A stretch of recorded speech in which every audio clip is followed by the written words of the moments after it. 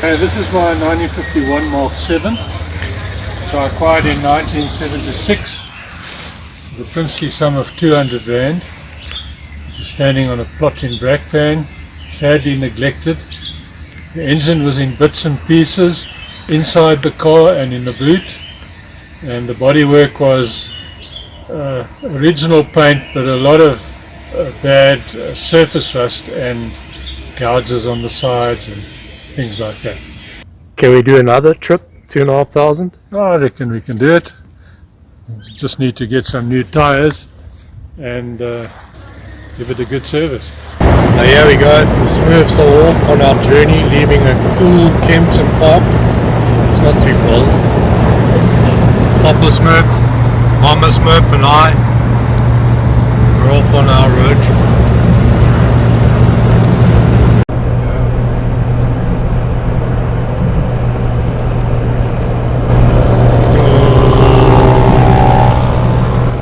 Destination, Gondwana Lodge Canyon Roadhouse at the Fish River Canyon in Namibia. Gravel roads. Who does that with a classic like this? See how we're doing on fuel consumption. Not very well, I don't think. Did about 100 miles on 30 meters, I'm guessing. We'll see now. 22.5 for 100 miles, not bad at all. Driving the beast, no safety belts, no airbags. But this big thing here will stop us if we have an accident. How reliable is this car? Well, it's been pretty reliable except for that one time when I ran a bearing, but that was my fault. I'd allowed the oil to get too low and the oil surged when I went round a sharp corner and I could hear the bearing start knocking. Let's hope it is reliable, and let's hope for no more bearing knock noises. As we're heading 2,500 kilometers on a round trip to Canyon Roadhouse. Day one though, Kempton Park to Vryburg to Game View Lodge.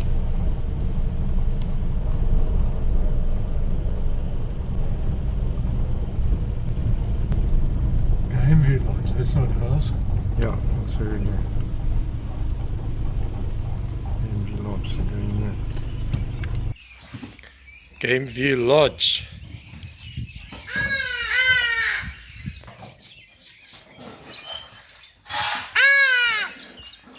Hello, boy.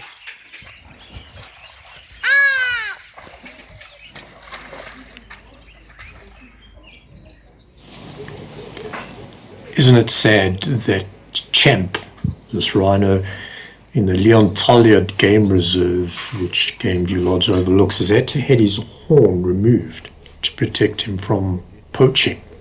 And even with that, his fellow rhinos have been poached out in the game reserve. Tragic.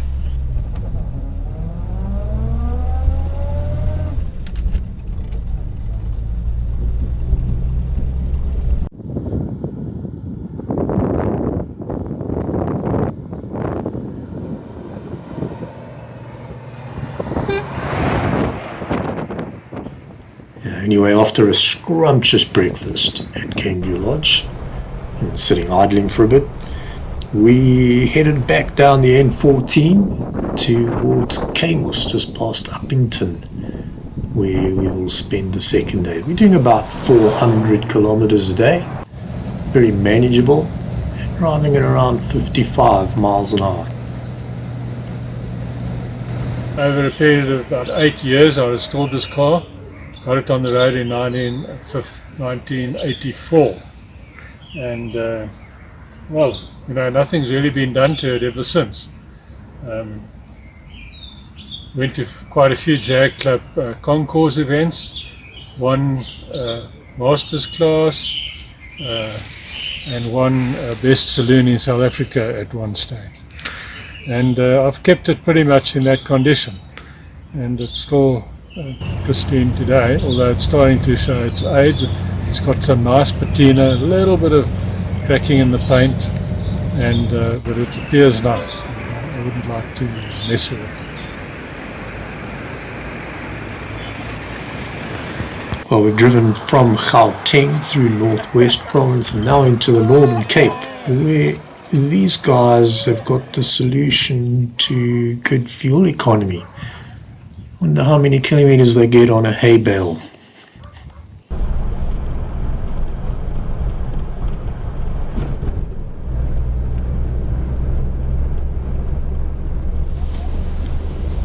I really do enjoy the Northern Cape vineyards along the Orange River. It's just this amazing contrast in this desert environment, especially in summer when it's all green. Unfortunately now it's winter, so they're all dry and brown, but it's still beautiful. De Pint camping ground on an island on the Orange River between Kamos and Kakamas is our second night stop. Beautiful location on the island. We have it all to ourselves, which is mad because it's about the cheapest campground in the country at 150 Rand per site per night. Mad. What a place.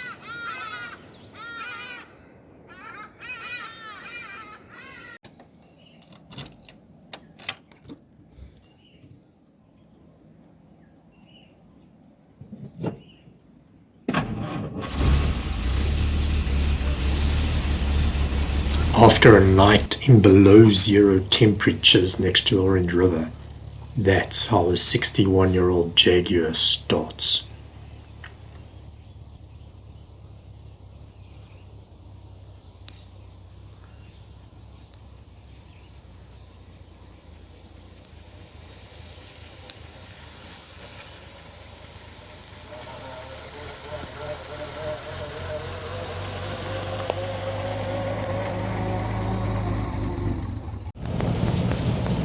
Day 3 on the road, back towards Uppington, past a very interesting salt-based thermal solar power plant, and to Uppington and then up towards the Namibian Okay, border. well, this was, I think, quite a car in its day. Could do 100 miles an hour, and there you are. Look at that interior. Leather interior, walnut dashboard and cappings, and the traditional British style of luxury car. I remember doing quite a few family trips in this vehicle, going to KwaZulu-Natal for car shows. At one stage it broke down and we had to get our neighbour, who's a friend, to come down and rescue us. And the interesting thing about that trip was that it used less petrol towing it back in a modern Audi than the Jag used on its own going down there. You go in and then to the right.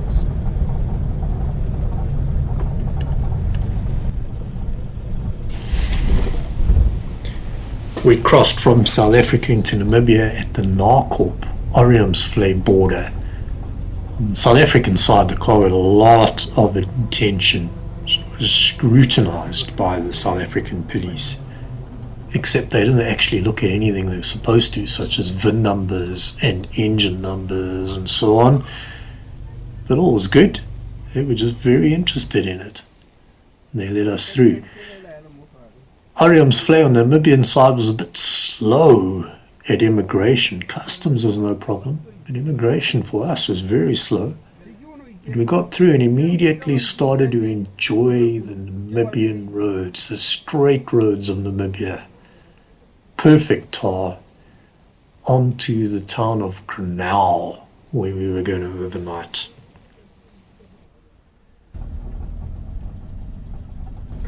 What other trips have you done with it? Road trips?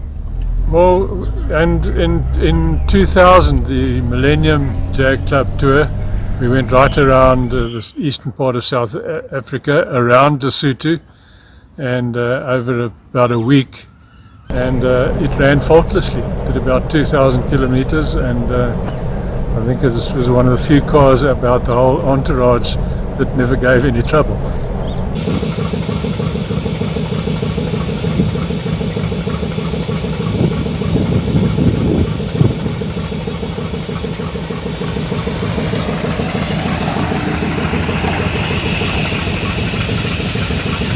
after a good night at Grinnell and a short photo shoot next to one of Namib's diesel locos, it was time to get real. Deflate the tires to 150 kPa and get onto gravel. This is where it gets ridiculous. Let's see how this old lady copes on gravel. I'm not talking about Mama Spurf on the back seat.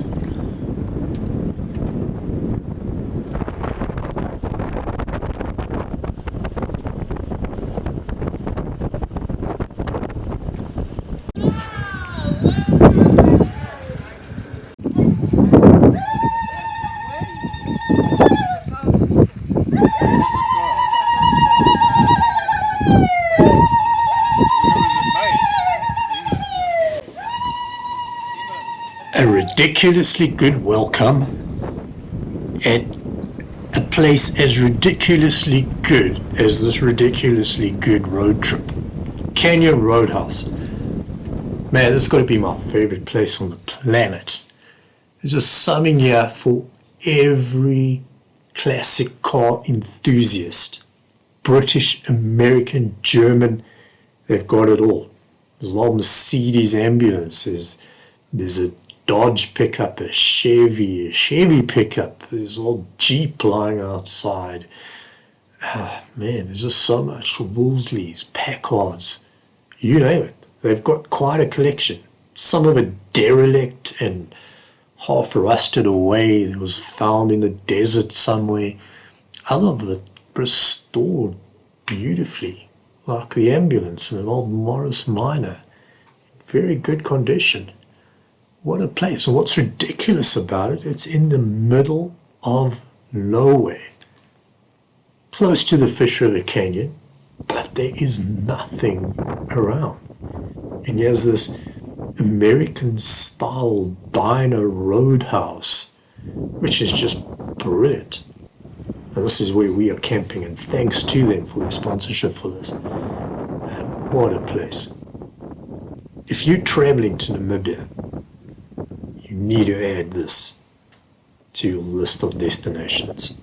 Absolutely.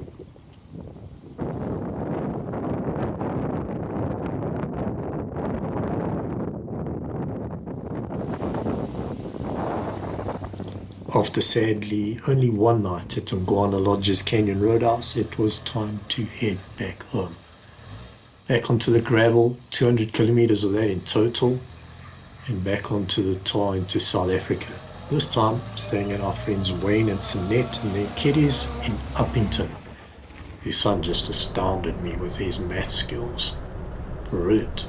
Thank you to them for that.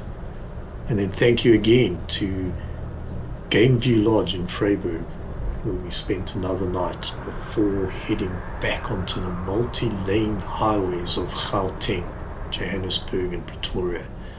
What a contrast between the gravel and the highways. What a trip it was. 2,500 kilometers in total. This old Jag never skipped a beat. Ran perfectly. No technical problems, no punches. It was comfortable. It was just brilliant. Averaged about 14.5 liters per 100, which is not bad for this 3.4 straight six in a heavy car.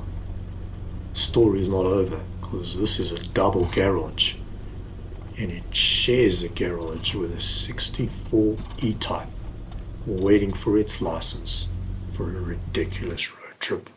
Take a look. Dad, tell us about this car. Well, I got this car in about 1983 when I was still working on the Mark 7. I hadn't finished it, so I had to wait a while before I started working on the E-Type. I got it through a friend in the Jag Club, John Fraser, who heard about the car in Welkom in the Free State. And he went down and fetched it, and he actually drove it back. The car rode very well. It had a very healthy engine, but that was about all. It had about 0 brakes, so it was about a lethal weapon. But it was still very, very powerful and very fast. But there was a lot of rust. It was an ex-UK car, obviously. I don't know how it ended up in South Africa. And So there was extensive bodywork restoration to be done.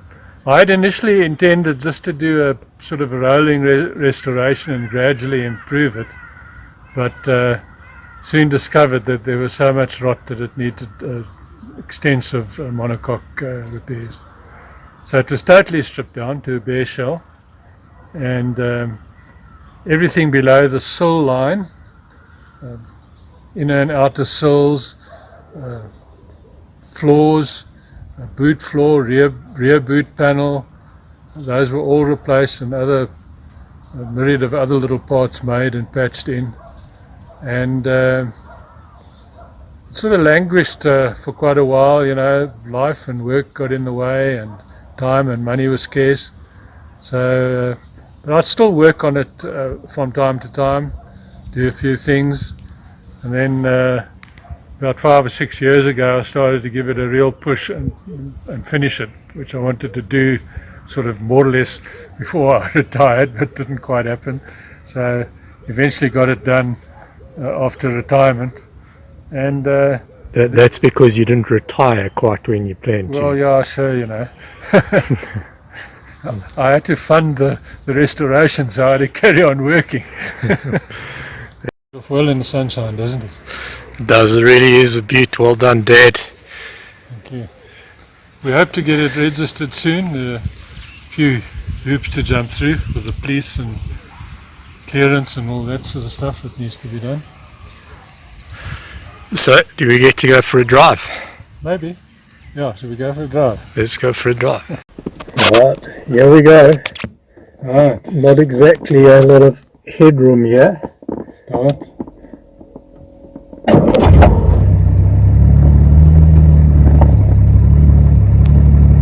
Listen to that engine.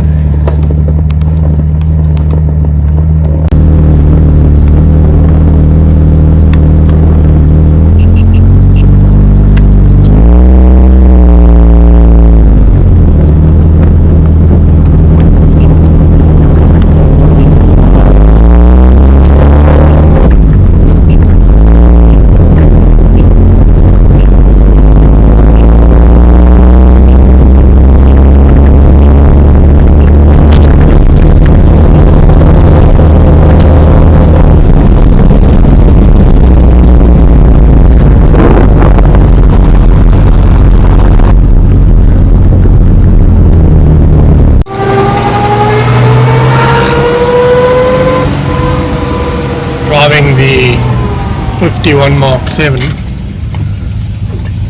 following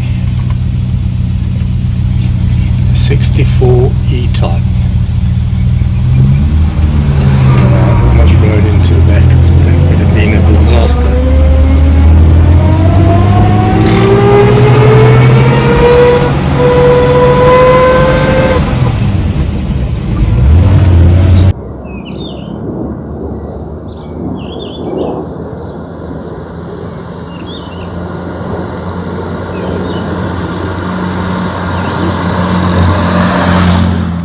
If you like this video, hit like. If we've earned a subscribe, hit subscribe.